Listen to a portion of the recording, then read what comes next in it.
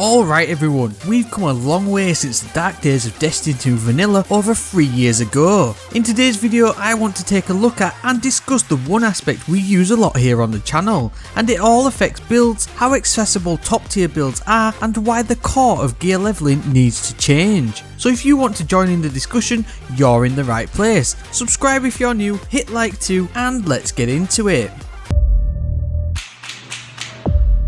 So there's a lot of discontent in general with Destiny 2 at the moment, but don't worry, this isn't one of them. It's more of just a point I've come across many times that I wanted to raise. It's something I've literally had to deal with in every single build video I've done, and even more so for all the builds that don't even make it from the chopping block. Armour has come a long way since year 1 of Destiny 2, where we literally only had the choice of either mobility, resilience or recovery based armour with no mods or even general perks in sight. This was arguably the worst system we've ever seen, and it was made even worse that the armour stats were generally weighted towards hunters for mobility, titans for resilience and warlocks for recovery.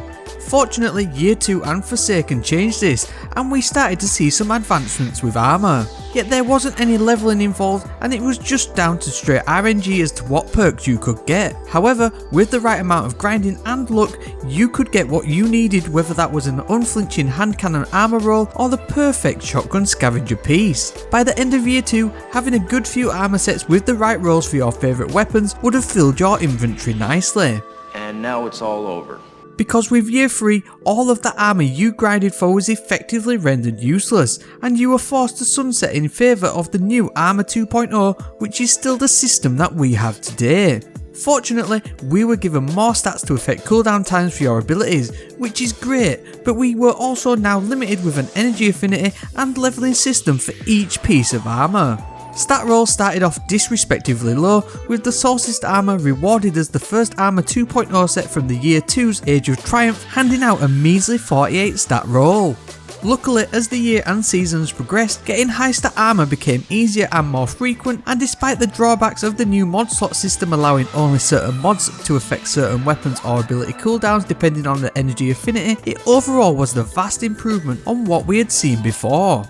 Now we turn to year 4, and the mod system has been streamlined even further, removing energy affinity from most mods, adding a universal combat style mod slot to accept all charged with light mods and Warmind cell mods, and even a new raid mod slot for raid armour too. All of this can take the total amount of mods that can be applied to armour to a grand total of 5 on raid armour. Now herein lies the problem when it comes to builds and the armour mod system. To take advantage of a 5 mod build, you really need your armour to have the full 10 energy available and be fully masterworked. To do this, you need a number of upgrade materials, which to most players can be either difficult to come by or in most cases just too time consuming.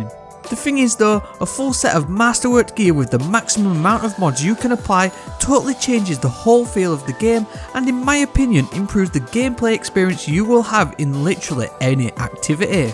But to do this, you need a number of enhancement cores, enhancement prisms, and Ascendant Shards.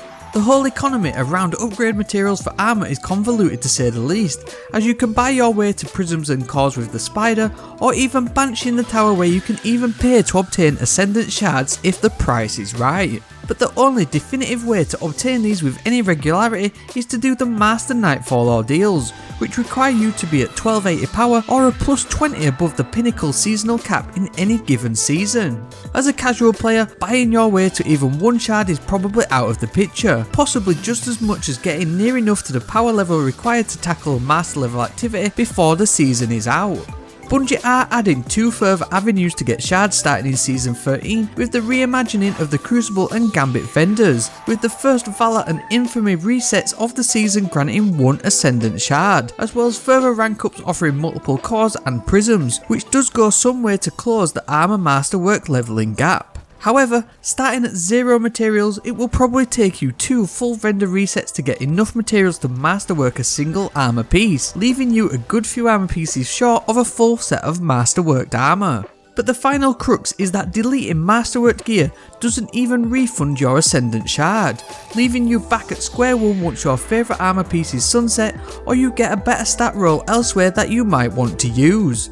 So my question is, why are build loadouts and in-game potential being limited by upgrade materials? The energy and mod system is great in my opinion. Being able to chop and change mods to your playstyle, activity, or even just for fun is peak Destiny, and has allowed me to play with builds and loadouts that have never ever been possible before. Yet most players are hamstrung by the restrictive leveling system, even players like me. My Warlock is the richest of all my characters and was the first one to have a fully Masterwork set of armour, which I literally just achieved this season, after over a year of playing all aspects of the game in the Armour 2.0 sandbox. The builds and mod diversity are huge, as I can put in full stat boosting mods to affect multiple ability cooldowns to their highest potential. I can use multiple weapon mods I desire, and then even consider a Warmind cell, Charge with Light or Raid mod too. Having 5 full pieces of armour with this can easily bump all my stats up to 60 plus without even thinking, and then using powerful friends and Radiant Light to boost mobility and strength will top stats out in the 90 to 100 range. Yet look at my poor neglected Titan. His best armour energy level is 7 at best, but the majority are set at 5, with some pushed higher just to show a build off for a video. But in general, I hate upgrading my armour on anything other than my main Warlock, because of how scarce and time consuming upgrade materials are, and this ultimately sours the experience I have when playing with my Titan. And so this got me thinking, and that's what led to this video. Are most players in the Destiny world playing a subpar version of the game, all because of the armour energy and upgrade leveling system? The game feels so much brighter and more alive when you're maxed out. Yes, we may be the most powerful god-beating things in the entire universe with even just blue armour, but I can't help but think this needs to change, and level 10 armour needs to become more commonplace for a wider variety of players.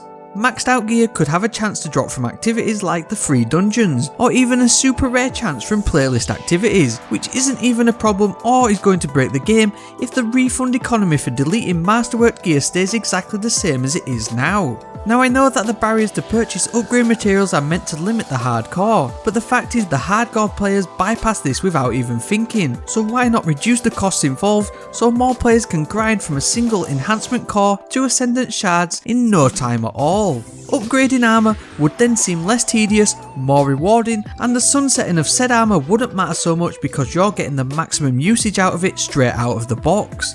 With transmog on the horizon too, this energy system seems even more frivolous, so why not just open it up to the masses, give back control to the players and let them experience the whole game as it's meant to be played, with godlike power using all the mods and weapons available to us. Let me know what you think about this. Are you put off from fully upgrading armour, and how much energy do you upgrade to on a regular basis? I'm really intrigued to know your thoughts, especially as we cover a variety of builds right here on the channel.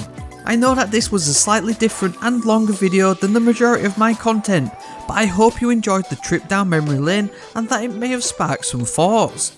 If you did enjoy it, please give a rating down below and also subscribe if you're new. That's it for this one though, so on that, and as always, thank you very much for watching and I hope to see you next time.